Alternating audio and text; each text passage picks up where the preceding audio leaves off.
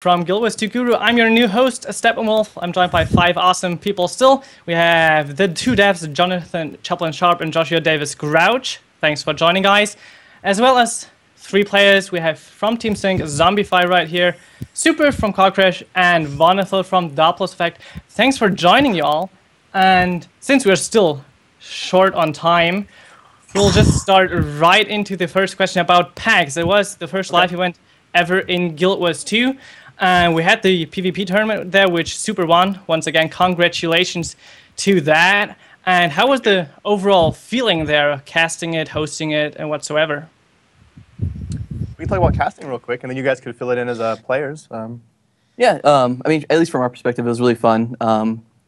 It's pretty cool. Like we learned a lot. Mostly, I guess, is the big takeaway. I know we had some sound issues.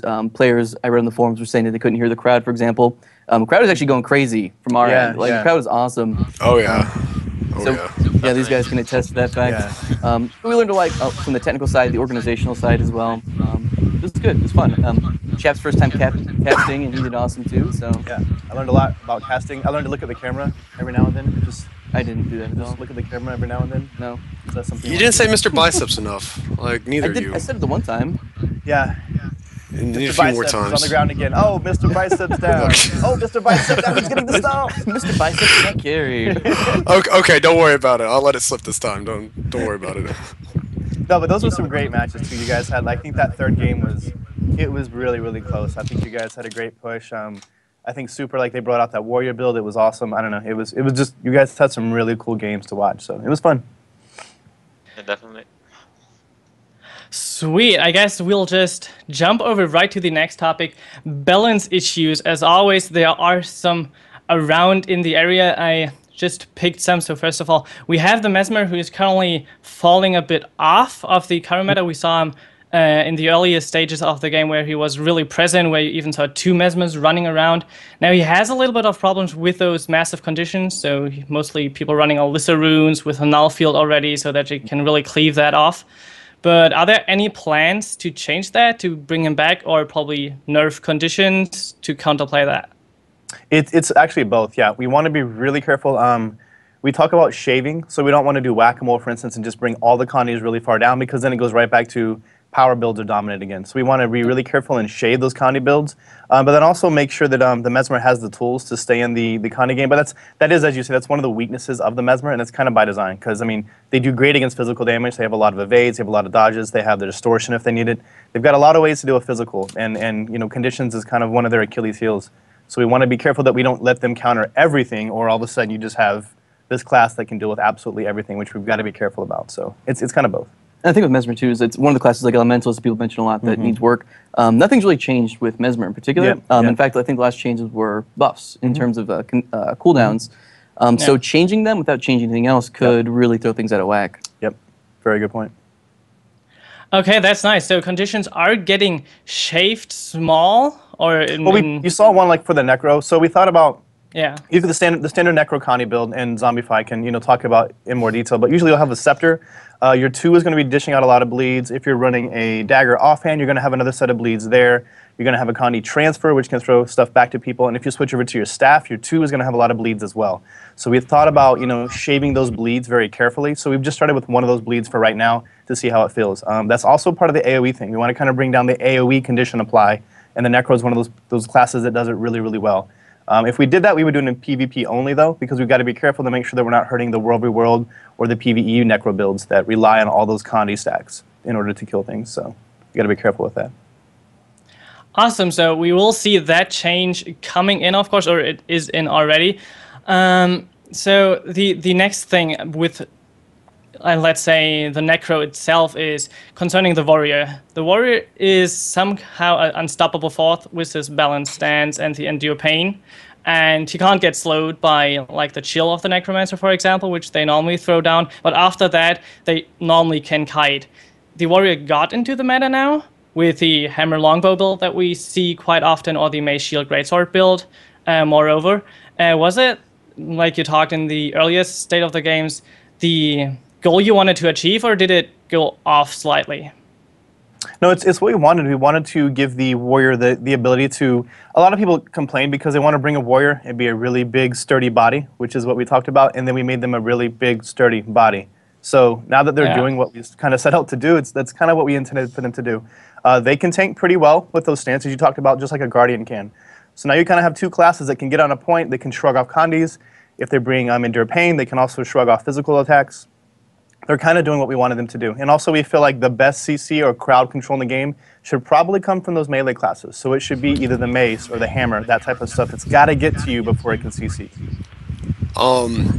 With warrior, the only problem I see with that, like I agree that you guys wanted to make him a beefier body that can, you know, man mode, pretty much. Right. Basically man mode. There's classes in this game that use certain conditions. I'm going to say necro. We don't just use fear to spike someone. We use it. It's also our survivability. It's our oh shit. Well, this man mode warrior is completely shrugging off any kind of. So they're kind of really aggressive for how defensive they are. Sure. That's all I'm trying to say. So I don't know what's going on with that, but that's my opinion. Well, and you recall that Berserkers didn't start off as long as it is right now. It actually started off at a 6 before it went to an 8, I think was the original number.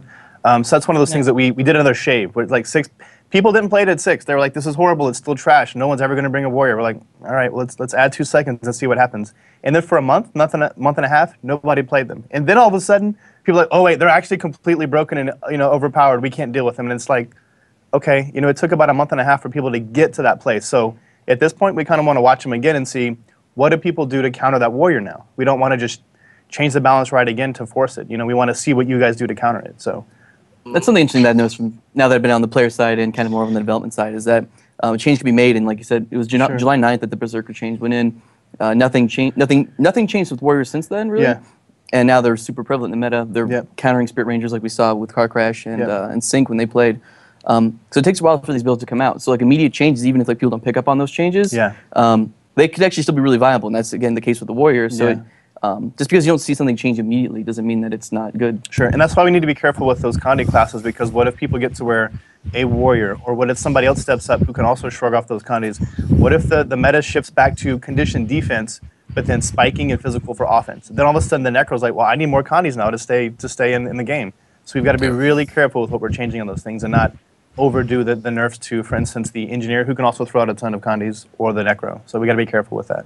I think it depends on the meta, to be honest. Like, if the other team takes up like 2 or 3 more damage classes, it can counter the Warrior really hard, and the Warrior will, like, the Necro won't have that much problem. Right. Like, it depends on the setup.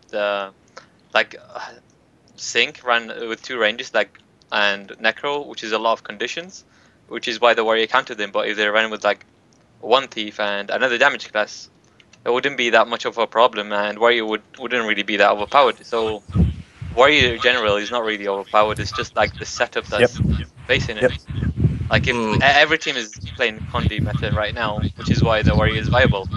But people think it's overpowered because like it counters Condis. So if people don't run Condis, won't be that. Well, the whole point of the Warrior, like how do you count the Warrior?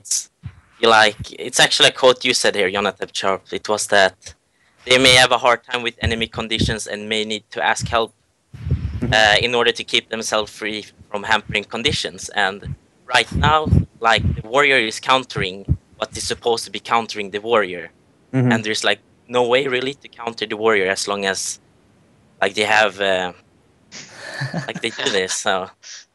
Well, but there's also keep in mind that Berserkers, that's a very short window where you're actually immune to those Condis, where you have a strong stance. Other than that, if they're watching for you, they can just say, Berserkers up, everybody back off, kite, kite, kite, kite, kite, kite. It's back down. Okay, nuke him now. Like, there's a very small window where he's actually like that. It's not like he's permanent. It's not permanent at all.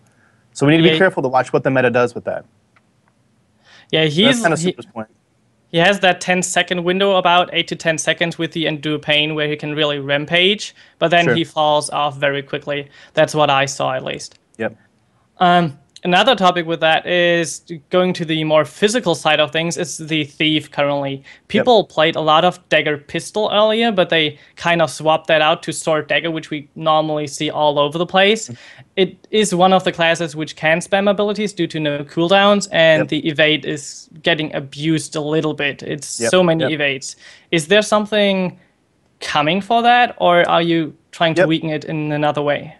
Yep, there is. But just like we've said with other stuff, we need to be really careful. Sure. There was a time when people complained that they couldn't get a thief into a roster because they couldn't stand up in battle. Well, how do they stand up in battle? They evade. So now that they're doing it, they're doing what we kind of wanted them to do. People are like, oh, actually, this is kind of scary. We don't want too much of this.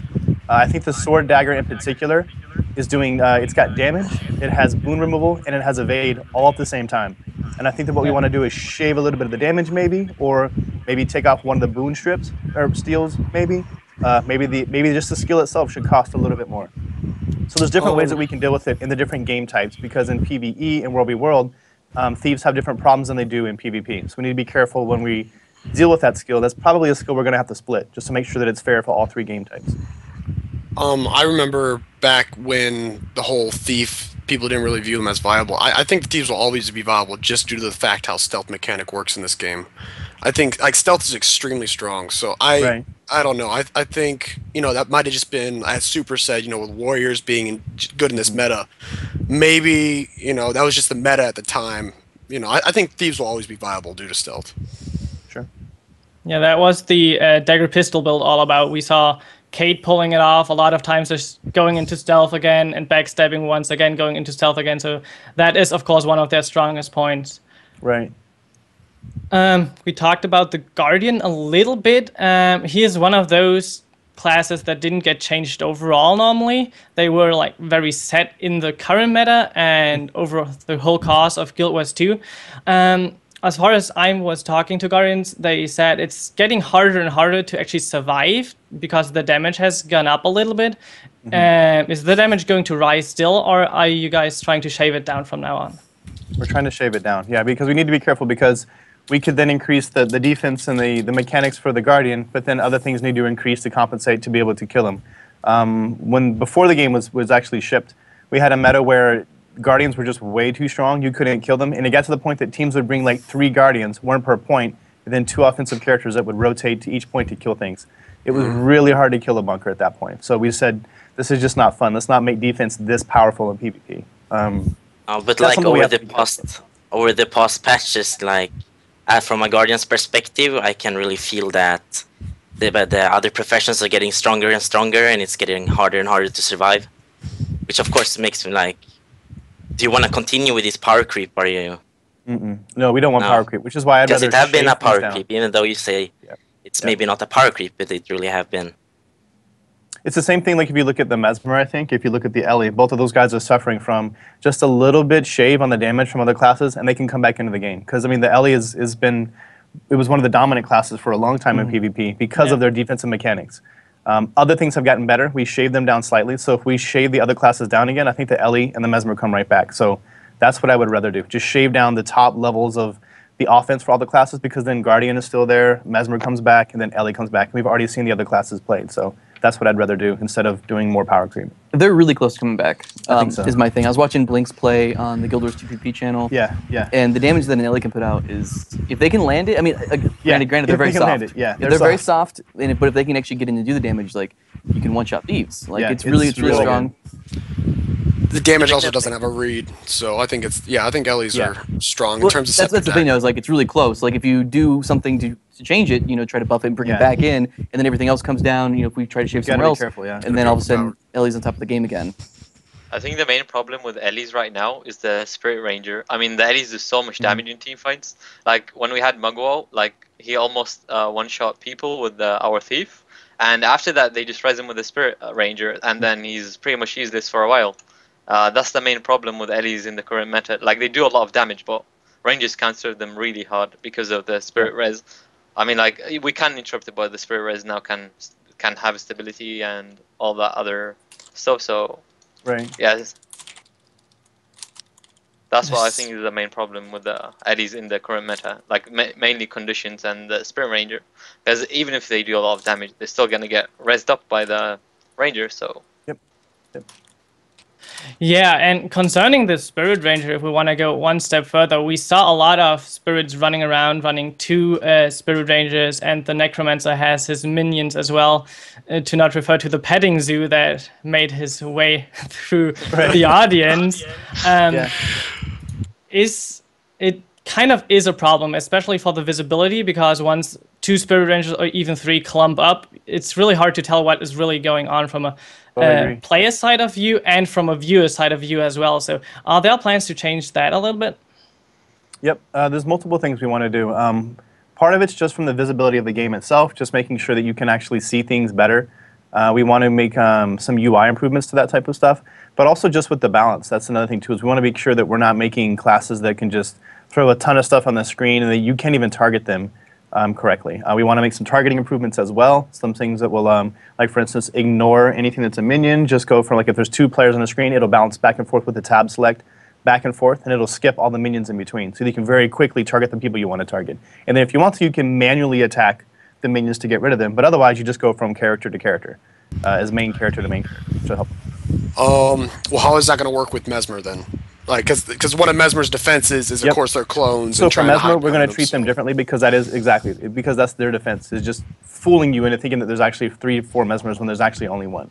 So they're going to be different. But if you look at, like, the Minion Master Necro, the Spirit Rangers on the Ranger, that type of stuff, a lot of times you don't want to target those things. Or like, an engineer, sometimes you'll try to go fight an engineer and there's just all these turrets everywhere and there's 2 of them, you're just like, it's really hard to target stuff. That's another example of where we want to tone that stuff down, either between targeting aspects or the UI aspects. So as well as balance, just making sure that we don't make the strongest thing in the game, for every single class to bring, like Guardians could do it too with the spirit weapons. We don't want to make those the strongest things in the game when it comes to PvP, because it's just really hard to tell. Well, like the visual aspect of it obviously needs to be changed a little bit, but like with all respect to Sync, they brought the 2 Spirit Rangers and they're hard countered by it though. So we've got to be careful, and also we did some slight nerfs to those too. So we need to be careful to see what's gonna happen there.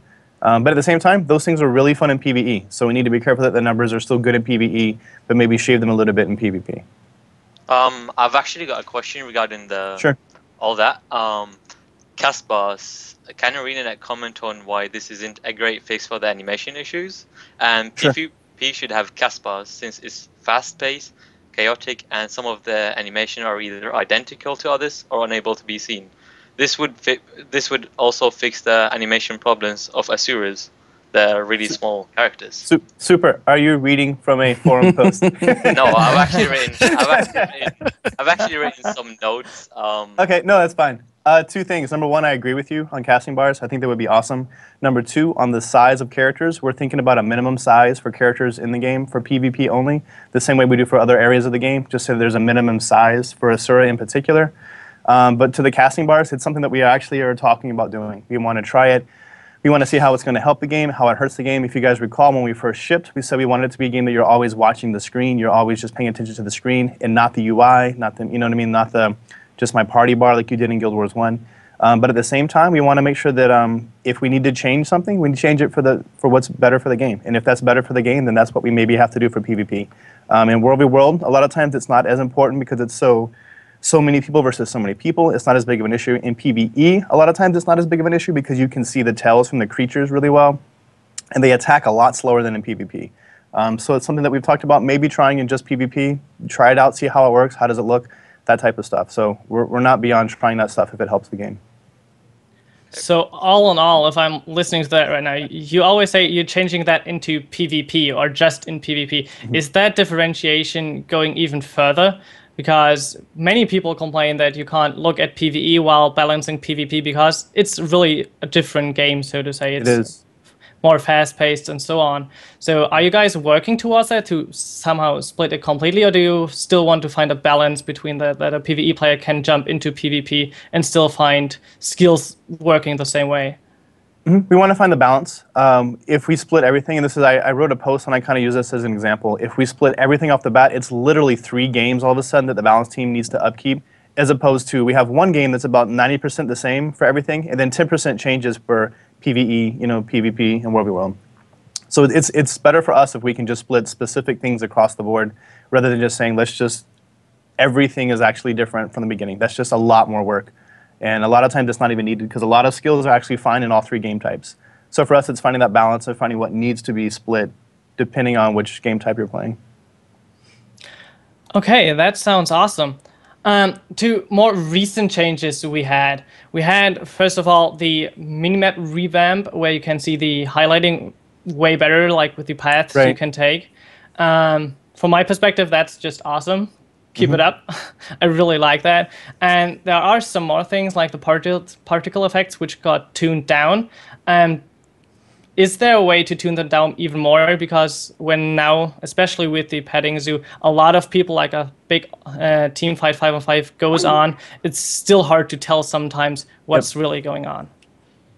Yeah, that's actually a sliding scale. We could just turn all that stuff off if we wanted to. The game wouldn't look very good, but you would be able to see a lot more things more easily. So that's basically, we can just try that stuff. Looks like Zombify is just flexing at us. Basically, yeah, we can tone that stuff down. But yeah, we just need to be careful of how far we take it. We want the game to still look good, but at the same time, it's gotta play well too. So if the looks are getting in the way of the play, then that's something that we have to address even more. So yeah, we have more things that we can do for that stuff. Also, we want to do more UI stuff. We want to do more like showing what's happening for the secondary mechanics and the UI for the map, so it's easier to understand, just like we did with the mini-map. We just want to make those things easier to understand for players. So we have multiple things we want to do, and the mini-map was the first thing we wanted to hit. Great. Furthermore, concerning that, it's mostly related to new players or newer players because they need to get into the game. Pro players know what to look for on the minimap. But if you just start into Guild Wars 2 PvP at the moment, it feels like you're getting some skins, which is fine for now. But the rewarding, especially later on when the ranks take longer and longer to achieve, the rewards fall off at some point. I guess you have something in mind for that? I'm not sure. Yeah, we can talk about that. So that's something that we came kind of prepared to talk about a little bit. So we are going to be looking at kind of, we want to make PvP rewarding, basically. So we're kind of looking into ways, I guess the whole thing's going to be pretty much redesigned. But we want to make it so you feel like you've been rewarded for your time that you spent in PvP. And I think right now that's not something that people experience when they go into PvP. They do at the beginning, I think, but it gets so hard to level up at some point. Once you get your cool looking gear, like it pretty much, and once you hit, I think that with the numbers right now, once you hit 30, it just becomes very, very slow. Like it doesn't feel rewarding, I think. So we're looking at some stuff. I don't know exactly all we can talk about, but maybe you throw out some ideas of stuff that we've talked about. And, maybe let you guys know how serious we are about that stuff. If you want to just throw out some ideas. So we talked about PvP legendaries. That's probably a pretty good possibility. Glory to gold conversion, maybe.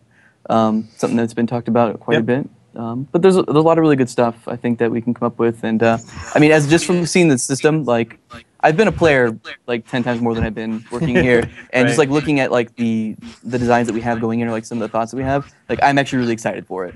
I've got a lot of glory saved up, so once it hits, like I'm gonna make some money. One of the ideas I thought was pretty cool is the current system to reward, I guess, gear through tournaments. I mean, I guess you should have some gear in a tournament reward, but maybe glory being able to give away to purchase certain gear like cultural gear higher up, And then the other thing I thought that needs to happen is, like you said, there's some way to bridge the PvE and the PvP aspect. So so that is stuff that that's actually been talked about. I don't know if I can give super specific details. Man, this feels so weird. It feels weird to say that. See how it feels. Can't talk about that right now. But we are working on a way to like kind of bridge the two, so you feel like you can still play PvP and then still kind of build yourself up in PvE later on. Yeah, basically the idea that we're going with is we don't like that. It might have been one of our old conversations on Zombify of just basically I feel like I'm leveling up with my buddies playing PvE or World, and I have to just stop everything to go do PvP. And then all my progression just stops. And we really hate that. We want it to be the case that you go to PvP and you're still getting stuff that you can then transfer back to PvE. You're getting either the salvage stuff that you need, or you're getting just straight money that you need to go back and buy other stuff. Like, that's what we want to do more. So that's where we're going to go with the new reward system. So that you don't have to stop. You can just keep leveling up your PvE stuff or World stuff in PvP. There's also some minor problem. You wanna go on? No, go ahead, man. Go ahead. You're good. Right. You're good. There's some minor problems about people complaining about there's way more PvE skins than actually PvP skins, and about the salvage kit. Like right now, I've got about over like 1,000 chests saved, and I just can't be bothered to salvage. It would take like a whole day just clicking. Is there any fix coming for this? Any specifics? Yes, we want to make that easier to do. Just I'm in the same boat. I've only got like 30 or 40 chests sitting on one of my characters, but even then it's like I don't really want to deal with that right now. So we're going to make that stuff easier to do. Is one of the quality of life things that we want to do. The second thing that you talked about was armors. We actually want to do just PvP specific armors too. Armors are very, very expensive in the sense that it takes a lot of art time to make an armor. So we need to be careful with that, but we do want to make things that you just go to PvP to get these really badass armors. And, you know, we want to do World v. World stuff too. And we want to have specific things that you get. If somebody sees like, oh, where'd you get that in PvP? Oh, let me go do PvP too, because I want that armor as well. So we want to do more stuff like that. That's good. Because I was going to ask if there's going to be some way to fill that void of getting more players in from World v. World and PvE. Yep. I see that they kind of stay over there and they don't really come into PvP. Like I personally, I go over there and I love World v. World. I love PvE. I do it all. But, you know, it's not the same story for some other players. So hopefully that's going to fix that little issue. Yep, that's what we're hoping. Yeah. Go for it. But not just that. We don't want to just make it rewarding. We want to make it easier to understand. So that's where stuff like the templates comes in, so that you can just have, you know, send your buddy a template. Hey, play this as soon as you get in. Let me custom make your build for you. Give it to you. You don't have to think about it, and I can just walk you through how to play it. That also makes it easier when you go to websites to just post the builds. Just hey, here's a template. People can just, you know, copy paste the template, put it into their game client, load it up, bam. Now they can play the exact character that they were just reading about as they read guides and stuff like that. We also want to focus on the new player experience for PvP to just make it easier to understand how to do basic things. Just to make sure that all that stuff is not as daunting for a new player, not as, you know, confusing for a new player. So those are all the areas. Like we can't just give rewards. We need to also teach people the game better for those new players as they come in, you know, stuff like that. Okay, to my question now, is the whole reward system just going by glory so that you can buy it with that, or is it something more specific? For example, the top 100 players in the solo queue ladder get that kind of weapon skin, or this kind of armor, or this kind of back piece, or are you going to send out the rewards to everyone, or probably both? I'm trying to think how much I can say. Other games do this, which we really like this idea of you can basically have different, gosh, how do I say that without giving away too much? So basically just imagine that you had like different types of leagues and different types of ladders based off your skill level. And then based off your skill level, whichever league you're in, you get different rewards accordingly. I don't want to give away too much, but it's kind of that idea, which you've seen in other games probably. So.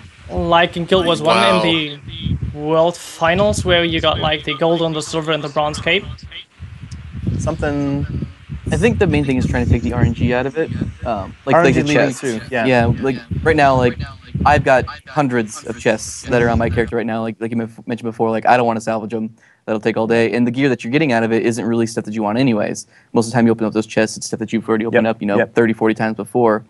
So I think we want to take a lot of that out of it and make sure that you kind of have an idea of where you're going with it. We want to use, I think we can kind of say a little bit more, we want to use some of the systems that are already there. So for instance, for all of our achievements and stuff, you can kind of pick what you're working on and how you want to go down that route. We kind of want to do the same thing with PvP rewards of, I want this thing, I want to go after just that thing, and I get to pick what I want to go after. So instead of it being completely random and RNG, it's going to be, I want to go after a specific thing, I have the power now to just go after that specific thing and get the look that I want to get by putting in the work it takes to get there. More stuff like that. Don't want to give away too much. Sorry, don't you think that having like basically a champion title like the Guild Wars 1 format, like at the moment you win so many tournaments and you don't really get rewarded for it if there is like a champion title or something like that scales for each win you get in tournaments? Wouldn't that help with the achievements and attracting more like achievements, people to get their achievements? I think more titles was good. Yeah, that's good. We want to do that, but keep in mind that only works for maybe the top 3 teams in the world at any time, which is like 15 people. So yes, we want to do that, but that won't help the majority of people.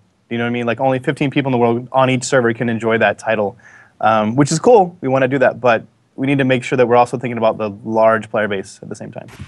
Well, I think this might help, at least with leaderboards, since there's still, you know, they're there and a few people care about them, but like a lot of top teams, like I know my team, we mainly prefer to scrim and do private scrims instead of actually farming the leaderboard in the current state.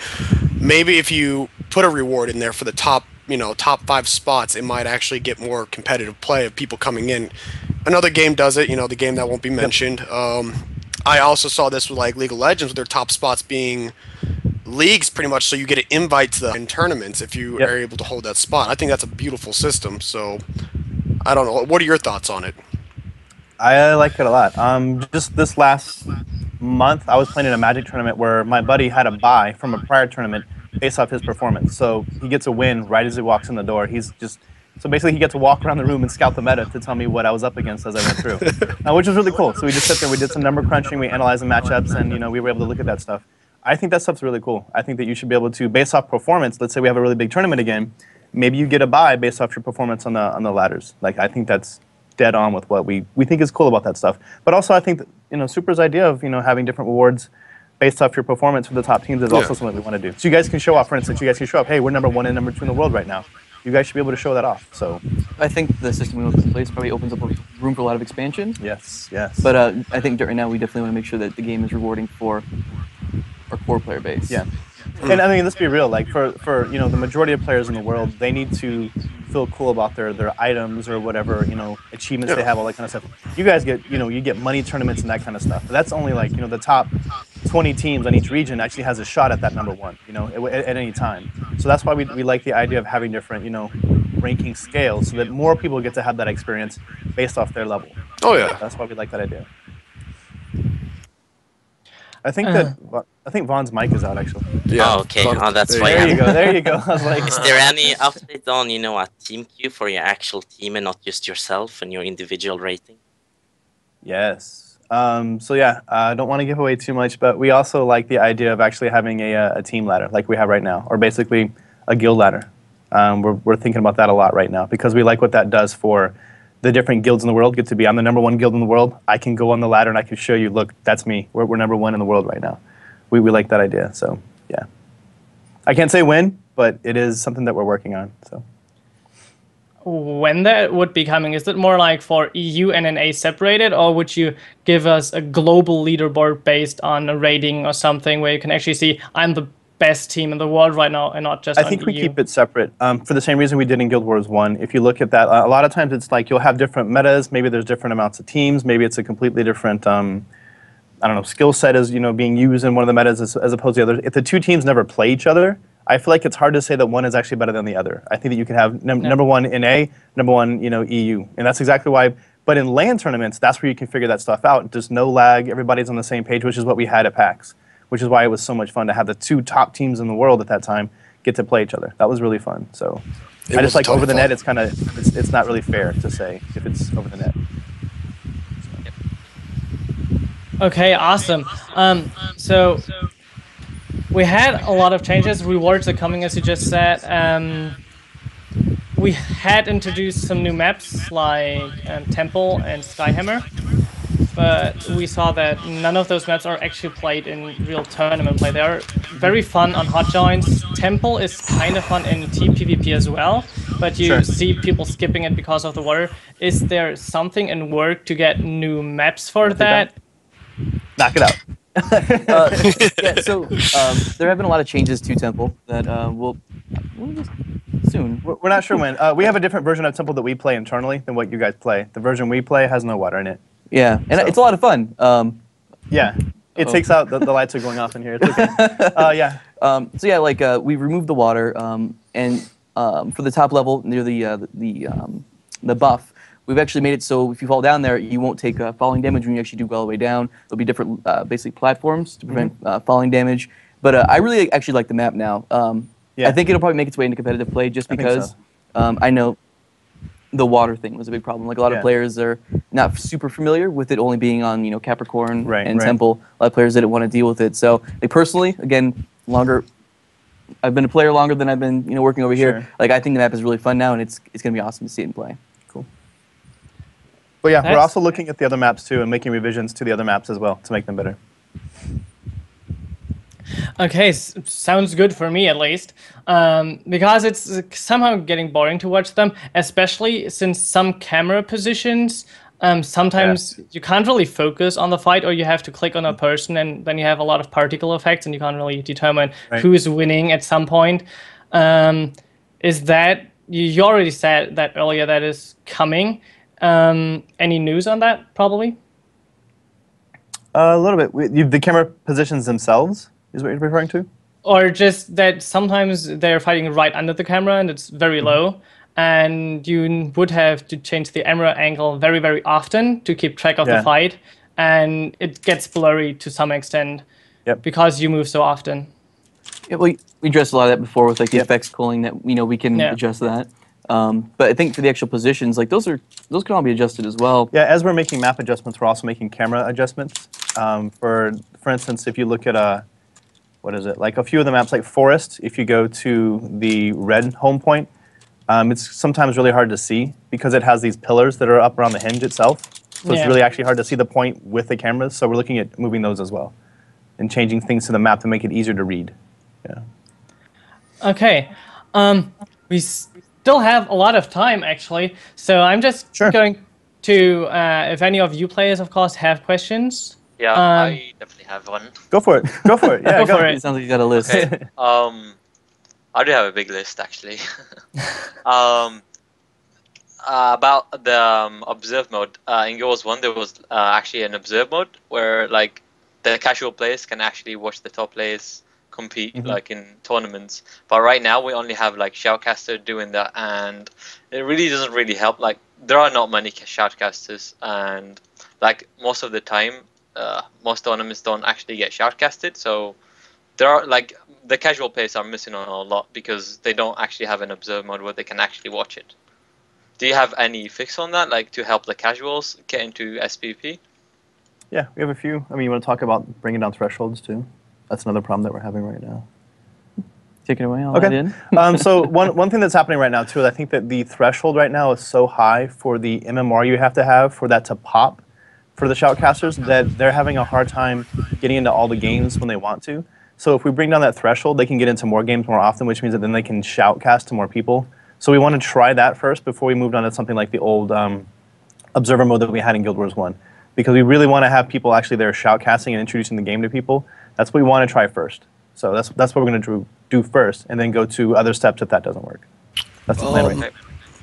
Let me ask this. With Guild Wars 1, they ran a delay inside the game, correct? If you were trying to watch the game. Do you guys have the technology to do that in this game engine? Sure, we could, but also shoutcasters can do it too. Yeah. Okay. Well, I mean, yeah, the shoutcasters can do it, via stream or whatever they want to do it. But I mean, on the actual game side client, if you decide to go down that path to have a full observer mode. Yeah, if we wanted to, we could do that too. Yeah, it would just take more. It would just take more tech, but it's really it's not okay. But I didn't mean to like cut you out. I was just. It's okay. Agreeing. Yeah, okay. I have a question here. Like every time you seem to be updating the PvE side of the game, PvP gets unplayable for at least one evening. Like why is that? And I can't understand what you said. Sorry. Like every time you update, you patch PvE. Yeah, PvP gets unplayable for one evening. It lags, it's delay, and we can't even play. Are you aware of that, and are you working on that? Or? Yeah, we're having some lag issues with some of those things as soon as we update because everybody's downloading it once is what's happening basically. So it's not just PvP, it's everybody because everybody's trying to play on the same servers is what's happening. So. Okay. Yeah, we have coders there are email chains starting like about that right now at my desk, which are basically the stuff's going on. How are we going to address this? There's debates going back and forth about the most efficient way to do with it, which is what programmers do. They find efficiency. So. Okay, good. Yeah. I don't know when that'll happen exactly. I'm not a coder. I couldn't tell you, but I know that they are having that conversation right now. Okay, great. Okay. Go for it, Super. I just have one more question this time. Sure. Okay. About build diversity. Like the build diversity is really low in this game right now because of the trade system. Like for example, the elementalists always need 13 Arcana for the recharge. Shatter Mesmers need 30 in their last trade line as well. And do you have any plans on buffing like other weapons like staff Ellies, dagger thieves, rifle warrior to like also increase the build diversity, or like any changes to the trait lines to make it like to increase the build diversity even a little bit? Because that like most Ellies, every single Ellie runs with 13 Arcana. That's like literally no build diversity at the moment. Well, I mean, I think that you look at stuff like Fresh Air was an attempt for us to try to find something else that would work for them, and I think that does work if they're not getting held down which is what people in the forums like to call it, being held down by conditions. So that's something that we've already seen, is that some Ellie builds that diverge away from the old 30 water spec as well, which was really powerful. You can get away from that as long as you have good options to go to. But a lot of classes right now, we feel like the options are subpar. So that's why we're going to be looking at the Grandmasters for a lot of classes. We're still doing that revamp to find Grandmasters that we want to improve in the non-quote-quote traditional lines for those classes. So that's something that we're also looking at. But then you talk about staff for Ellie. We do want to improve that, but at the same time, we got to be careful with AoE in the game. And you can kind of see how those two things kind of butt heads. If you want to nerf all the AoE, but then you're buffing the AoE, staff, you're kind of hurting yourself. So we've got to be very careful with how we do that. So also AoE is good for shutting down stuff like Minion Masters and Spirit stuff, right? That's AoE just shuts those down. But at the same time, AoE is also something that players complain about. They don't want AoE. So you got to. This is as a developer, you have to they want their cake and they want to eat it too, which is really hard to do. So we got to be careful with that. One thing we mentioned, I guess, just we're trying to equip the trait facts. Yeah. I guess it's kind of talk about that. Yeah, we have a really big change coming in that Carl and Roy have been working on, which is basically all the. You can go ahead and give it away. I've played with it a little bit. It's pretty cool. It's pretty sweet. Carl's been putting in some big hours on it. Yeah, Carl and Roy. Staying pretty late. Basically, going to try to be updating the trait tooltips to actually give you durations, all the effects, so you know exactly. Like right now, look at some traits and you get a kind of a vague description of what it is. You have to test it out. Some of the top players might know what it does because they've played around with it quite a bit. But someone coming in might not know what that trait does, and there might be some bad trait decisions going on. Yep. So we want to clear that up. So you'll be able to look at this trait. You'll know that it gives you, it gives you a boon for this duration, and just make it a lot easier for people to actually start, looking at builds. Maybe people that weren't interested in theory crafting. A lot of that information will be a lot more accessible now than having to go to a wiki or just test it themselves. Yep. So basically the same system we have for skills, the way that it gives you we call them skill facts, the facts of what a skill will actually do. We're going to be putting that into traits as well, so that all the traits will tell you exactly what it does, for how long, what the cooldown is, that kind of stuff. Make it much more easy to understand those things. With those cooldowns, we have a lot of cooldowns that proc randomly, like on a 33% chance. And if you get lucky, you can burst out a lot of damage due to your traits. A lot of players complain about that, or just the RNG factor is a little bit too high. Are there plans to tune that down a little bit, or give them different options to pick something more valuable for them? Sure. Yeah, we're looking at not just the standard stuff that you would have out of the traits, but also runes and sigils. There's a lot of procs that happen there as well. So we're looking at maybe reworking a lot of the runes and the sigils such that they are not as RNG, which is also a really big revamp that we want to do. So that'll bring down that. There's also a thread that I jumped in, I think last week, about people wanting to see every proc or have like a buff display for every sigil, every rune, every passive effect. Yeah. It would just be so much stuff that it's really unwieldy to keep track of all those. So another idea too is to maybe in just PvP to bring down the number of runes and the number of sigils, leave them in PvE and War v World because it's more specific for PvP. So bring those down, the number that you actually have, but then visually show you every single time one of those goes off, so that you know exactly when somebody's, if they're running like the fear rune and it actually procs, you see that, oh, that guy just feared me because of his rune set. I would actually see that, and now I know that, okay, I have a cooldown before that can happen again. So we'd have to bring down the number because there's just too many runes and sigils in PvP right now to do that, but that's another thing we want to do. So you know exactly what's happening and when. But reducing the amount of rune sets you can choose from would, again, cut off the builds you can actually try out due to those rune sets. Same goes with but how many of those actually get ran is the thing.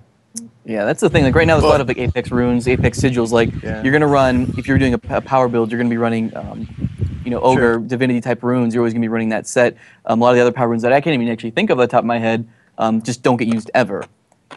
Well, that just might be due to the current meta. I mean, there are some superior runes that have, really great stats that, probably 9 times out of 10 you should be taking these runes and sigils. But that might be due to the current meta. I personally like messing around with different builds and just trying out different runes. Like, I tried out Rune of the Lich the other day just because I want another minion, just because I just wanted to do it, Right. So, like, I think that might hurt build diversity a tiny bit, even though I like the idea of adding a higher skill cap and giving more information out for sure. So I agree, but I think that just me personally, I feel like I like more build diversity out of the weapons and then the traits rather than the runes and sigils. Like I just wish that more weapons were used by more classes. I wish that more trait sets, exactly what Super's talking about, were used by different classes. So that's kind of where I think we should go first, just as a balance team. We should hit those and make sure that every class has 3 or 4 very viable weapon sets, just very viable, and then look at the traits, and then after that, then look at runes and sigils. I think runes and sigils are awesome, but at the same time, they're also a very small percentage of what your overall build actually is. You know what I mean? So I mean that would be my thing. All right. Definitely to give a look out so that we can somewhat wrap this up in the next couple of minutes. We have currently PAX is over. The ESL tournament will be over in about a week. Is there anything planned from ArenaNet side to support the overall competitive scene with monthly, weekly, daily tournaments, as we saw on the Tournament Master when the game was released, and stuff like that? Sure. There's another tournament coming up, which I'm not sure we're talking about yet. Nope. So yeah, I can't talk about that. But also we have this idea too that we want to try. You guys saw this in Guild Wars 1, which was basically monthly tournaments. That's something that we're starting to work on that internally as well. Well, not starting to work on, starting to get closer to done. So that's something that we want to be doing as well.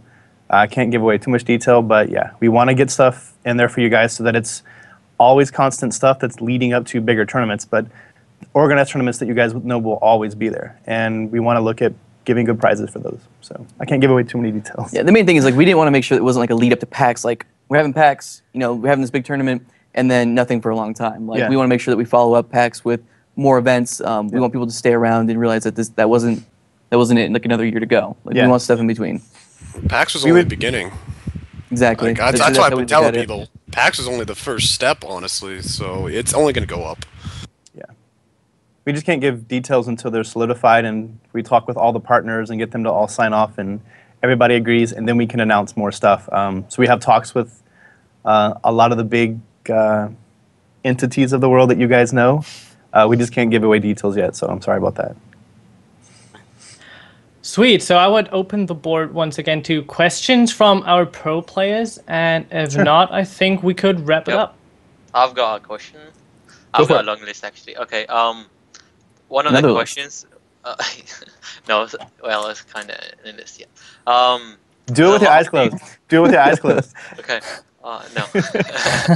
There are actually a lot of people complaining about like the balance and why the most of the skills like wasn't tested properly before they actually get in the game. Are you planning to like add more like pro players to get in the testing server to reduce this problem, or like do you have any plans on this? Sure. Because that like it wasn't tested properly. That's what most people are thinking. Yeah, that's actually not the case. I don't want to throw. How do we say this? People do play it. They kind of miss things too. They're human. They have also played it. People aren't perfect. For instance, let's use an example. It took a month and a half for anybody to figure out how to play a warrior in the current meta. You know, people played that for a long time, and they also, you know, they do their best with their skill sets as well. But the community at large kind of missed that warrior for a month and a half, and then all of a sudden it's completely broken and needs to get nerfed, according to some people. I'll be really vague about those things just happen. I'll be really vague about this. Part of my new job is making sure that things that we release, changes that we put out are up to par. Sure. So that'd be something that I'll be kind of looking towards as we go through, and we get a lot of community input on that kind of stuff. Sure. So, yeah, I think it's something we can improve on, but you know, everything's a learning process. Yeah, but I mean, not to just kind of brush it under the rug, sweep it under the rug. That's one of those things where we want to improve build diversity, but we want to also be sure that it's balanced at the same time. And to do that, sometimes you need to have a big, large community that plays something for a very long time to really see how balanced it is. So that's one of those things that we're trying to grow the number of people that play that stuff. But even with the live servers that we had out there, some things kind of just were missed. People just don't really think outside the box sometimes, or they're just used to what they're used to. They don't play new things, and sometimes that just happens. That's just kind of human nature. So we have to watch some things right now. I mean, 2 weeks from now or the next state of the game, whenever that happens, we could be complaining about the Spike Mesmer, that's, I don't know, or something like that, or the, I don't know, the Spike Guardian, right? I don't know. Like, that's probably not going to happen, but people just kind of miss those things. The meta's always changing. Wouldn't like having more players in the testing server fix this problem? It could, in theory, although we'll never have more than we have on live. It's kind of the point that I'm making. And yet on live, we kind of missed the warrior for a month and a half. So you can only throw so many people at something. I mean, sometimes things just don't get found. Yeah, but more people would help. I think that's true. Okay. Oh. Next question. Well, I have a minor thing though. Okay. Like something we experienced today is that, you know, the AI movement from the pets from the ranger. Like if you press F2 and you try to fear your enemy, you know, you don't really fear them. And then maybe like 10, 15 seconds later, it starts fearing for no reason. Yeah. Why? And like... Yeah, we actually have a programmer who's looking at that stuff, yeah. Also, it's the same thing for if you've played a Necro and you try to use your elite minion. Sometimes he just kind of is just off in his own world. Yeah. Sometimes he's hitting people. Sometimes he's just chilling. Sometimes he's like picking grass on the ground or something. I don't know what he's doing. He pops out and knock people down. I'm like, dude, like, get up, dude, knock that dude. What are you doing? So it's not just the race. I feel your pain. Yeah, we're looking at that again. It's I've actually got a question about that. The pets. The skill ceiling of the ranger is actually really low right now because of the pet. Do you think that having like allowing the ranger to actually use his other pet skills rather than only one would like increase the skill ceiling of the ranger? Because I've talked to many of the top rangers and most of them said like if the rangers are like able to use their skills, for like example the wolf, it can knock down. If the ranger is allowed to use that knockdown on the right time, interrupting a heal, that can actually like increase the skill ceiling of ranger instead of having like any ranger just get his burst out, spam 1/1 and start killing with no really any skill. Yep. That would, but it would also make it much harder for the majority of players to play, which is why we have to be careful with that. It is true we could do that, but as a designer we have to protect the entire player base, and I think that would make a lot of new players. It would just be overwhelming because they would have a lot more micro that they'd have to do just to be good, and that's not always great. But that is true. That would make it harder to play, and you would have a higher skill ceiling. That is true. And also, like with a thief as well, like number 3, like you mentioned. Yep. Thieves, so dagger spamming 3. Necros is just like spamming AoE as well. Like most of these classes are like have really low skill ceiling. Yep. So. Well, you look at it too. It's just balance numbers a lot of times too. The Necro actually had a really high skill ceiling before we gave them a few different things. It's not the design. It's just the numbers are actually a little bit too high right now. We've got to shave that down because for a long time Necros were very hard to play. You had to chain your skills. I mean, you know, Zombify, you can talk about that better than I can probably. The changes before and after and how it changed. You want me to be honest? I actually missed that point in time. But the bad thing about it was, just like you said, you had to protect the general population. There were so few Necros because the skill ceiling was so high. There was like maybe 1 or 2 of us. That was about it. Right. And the beauty of that patch that came out, though, you know, most people are a lot of spam and are hating it and putting out a lot of pressure. It did lower the ceiling, so we started seeing more Necros, which was a good thing. You know, there's more people enjoying the class. But yeah, you have to do it perfectly, shave it like you said, so we can raise that ceiling back up, which I do want to see. I want to see the ceiling go way back up. I really enjoyed playing Necro back when it was very hard, you know, and it felt really rewarding if I pulled off, you know, perfect play, you know, and beat someone who's supposed to actually be beating me. But at the same time, I do want to see, I guess, the floor raised up so, you know, newer players are more effective. Right. So, you know, just like you said. Yeah, a lot of that's just the numbers. We got to get those numbers just right. So. I mean, like, allies have 4 professional skills, the F1, F2, F3, F4, and engineers also have that. I mean, like, I really don't think having a ranger with like 1 or 2 extra skill will actually be a problem for them. Like it's just like a little bit harder, but I don't think it will really affect it that much, even for the new players. They just have 1 extra skill because elementalists have to deal with it. They have 4 professional skills. But let me stop you. Logically, that's just not true because here's why. If you watch a lot of the PvE players who play in Ellie, they a lot of times will stay in 1 element, maybe 2. They don't use all 4. It's just too much for them to play. They'll stay in fire and just DPS stuff. They'll switch to water and try to heal. They don't play all 4. Like, it is actually really hard for them to play, unfortunately. So, like, wouldn't that be like a bit like Eddies can't play that PvE Eddies, but Rangers can? Maybe, but Ellies are already having a hard time getting onto team comps anyway. So making another class that's also much harder to play, that makes Rangers even harder to get onto a dungeon team if they're even that much harder to play. So that's, for the good of the game, that's maybe not the best thing to do, unfortunately. Not to mention the balancing implications. Having an extra ability that you can use to turn the tide of a fight. Sure. Is something that you'd have to take in consideration. You know, so something could be extremely broken. You're essentially giving Rangers new skills. Right. That's at their disposal. So that's a whole new thing that we'd have to look at and balance. And but I mean, to say super like, I mean, it's not that we'll never try that. It's just first, I think what we need to do is make sure that that AI is really strong and it gets to the target when it needs to. When you tell it to use a skill, it uses its skill correct. Like, we need to really clean that stuff up. And then if that doesn't work, maybe we'll try what you're talking about. But at first, I think we should try what you know Vaughn brought up, that we've got to deal with those things first. They've got to be more responsive, I think. Right. Definitely. So I think we're about to get booted out of this room. Is there anything else you guys have before we get kicked out? Yeah, just wanted to wrap up, and of course thank everyone for participating, the pro players, and of course the devs for your valuable time. It was my pleasure hosting the show for the first time. And did a great job. Thank you very much. And if you players want to shout out where they can follow you, and of course Grouch and Chaplan as well. Yeah, follow me. I just got my Twitter up for you guys. Follow me. what is it, Zombie? Is it biceps? That's my other Twitter. That's my private one. I mean, you want to follow that one, you know. Okay. I'll show you a few pictures or something, you know. But it's Zombify at Zombify Goers GW2. Yeah, come follow me. Support me. Okay. Thanks for all the questions, guys. It was fun.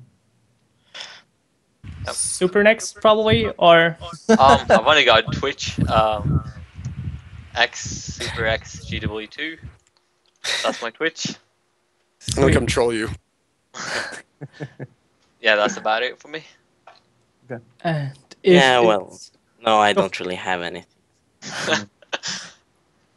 Just At content Groucharoo. in game. I don't really use it though. It'll be disappointing. Just find me in the forums. I'll be there. Sweet. Okay, then once again, thanks, and we are going to wrap things up right now. Thanks for watching. Don't forget to follow and go visit Guild Wars 2 Guru as well as, of course, play the game. And with that.